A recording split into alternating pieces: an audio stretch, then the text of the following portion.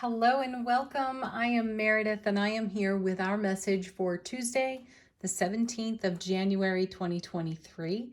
We'll be using the Light Seers Tarot for our message today. The sun is in Capricorn and the moon is in Scorpio, though it is moving into Sagittarius. I neglected to look at the timing of that. So do check your time zones and know that we're switching signs today. All right, let's get into our message. What's going on in the energy atmosphere for us? Ooh, Empress. Wow. Gosh, she certainly is making her presence known. She was in yesterday's reading. And here we are talking about cycles and rhythms and giving birth to something new in our world. So yesterday's reading, we had some change that we were accommodating, that we are accommodating. And we used the Mystical Moments Tarot. So we had the King of Cups in the feminine aspect. We were speaking about receptivity, and we're starting our reading off with receptivity with the Empress. So we are receiving from our own heart space and everything that we have been investing in our personal world.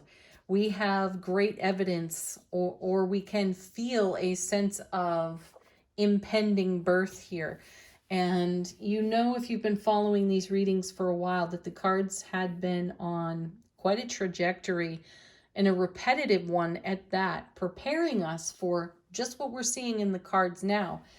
There is something new and fresh that has been gestating, that we have been nurturing in our heart space, and it is making its presence known to us. So take that where it is of the highest and greatest good to you, because you know what you've been investing in. And the Empress is a fantastic sign of fulfillment here. So she's heavily pregnant on this card.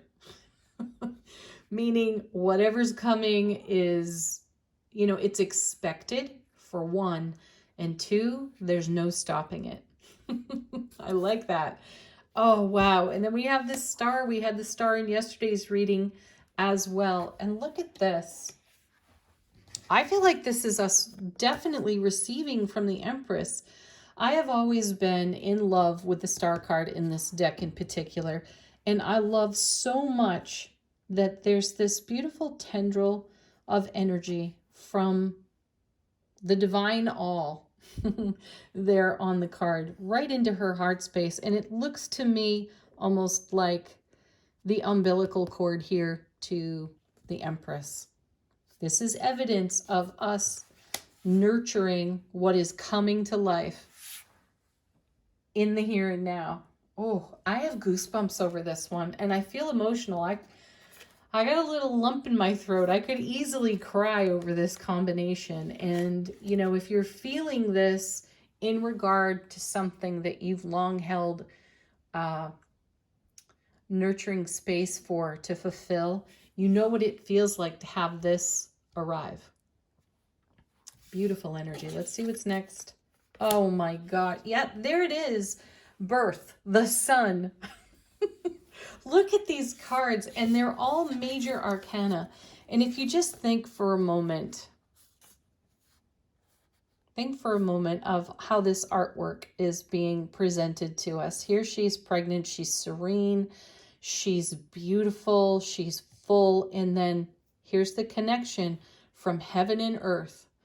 The connection of heaven to earth happening in our heart space. That's something we talk a lot about here. And look at the posture of the character on the sun. Talk about receptivity. We talked about that yesterday. If you've not seen yesterday's reading, go back, watch it, and then watch this one. Because my feeling is that's going to hit you in the feels. For sure. Happiest card in tarot. Just take a moment and reflect upon something tremendously, positively life-changing. If you have to, for those of you who have children, go back to that moment, the moment you became a parent to that child. That's what we're witnessing here. This is us becoming or taking ownership. Not that we take ownership of our children, we don't. we set them free on the world. if we're doing it well. Anyway, it's the arrival, it's the receiving here on the Sun card. So I'm saying take ownership of that, but yes, say yes to it. Say yes divinely and receive what's on offer to you, because you have invested a tremendous amount of energy, soulful presence, waking consciousness into what is arriving and or being handed to you right here, dropped in your lap. Oh my word, look at this. And here's the Death card. It's exactly what you've been looking at on your horizon. Something that at one time or another felt way the heck out of reach for you. It's here now. The pregnancy of that is over. That's the death aspect of it, meaning one phase has come to fulfillment and a brand new beginning is upon us. Wow. And then, oh yeah, look at that. 2 of Wands, gorgeous card, because we're crossing a threshold. We're stepping through a gateway to a whole new world of life experience. And what a beautiful alignment of cards. I'm stunned at this.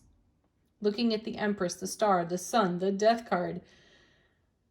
Simultaneous endings and beginnings, as this pregnancy, what we've been gestating and nurturing upon for however long we've been doing that, we are in receivership for it. We can own it. We can hold our arms out and allow it.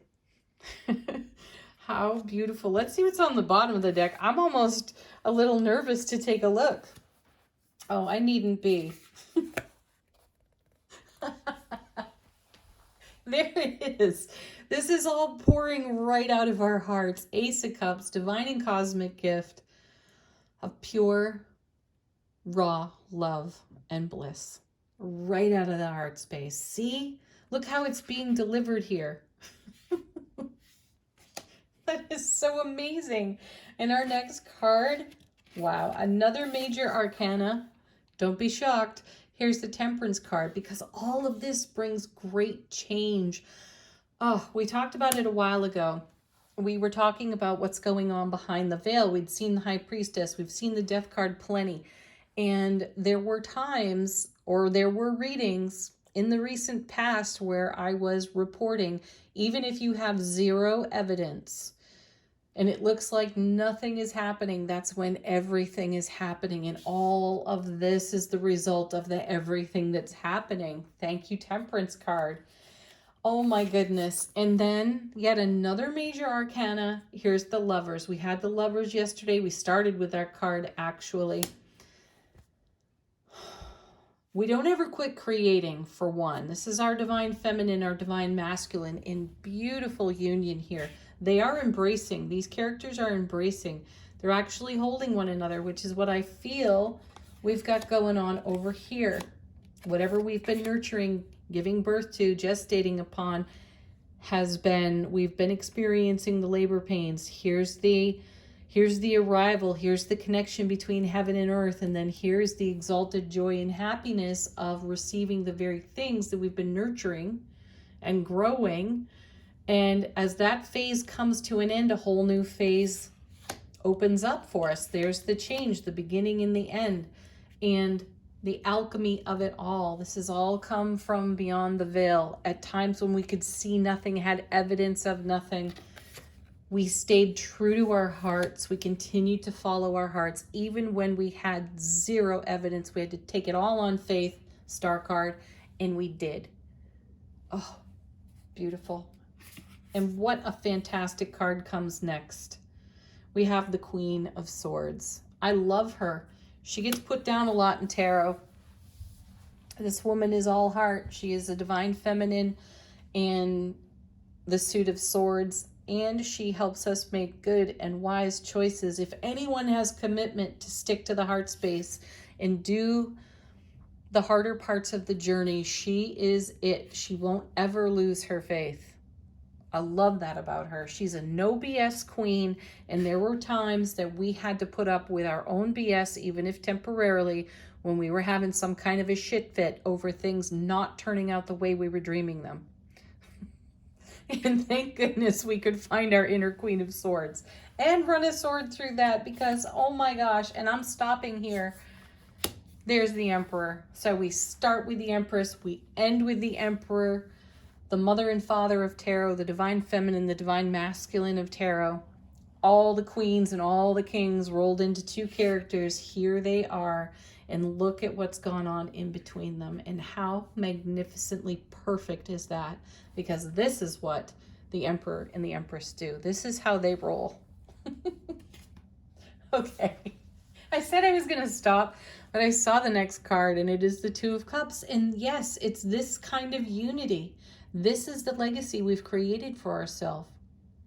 The ever expanding bond within self-relationship, and how that blesses everything we encounter in this life. Wow. I don't even want to do angel answers at this point. I will, though, because I'm sure some of you have questions, and this is a great deck for answering them. We'll just pick a couple of these, because how do you follow that? You don't really. Oh my goodness. Yes. Another card we had yesterday. Some of you who are asking, can I believe in this? Can I trust this? This one didn't come slipping out of the deck, but that was underneath it. Trust. Yes, you can. One more.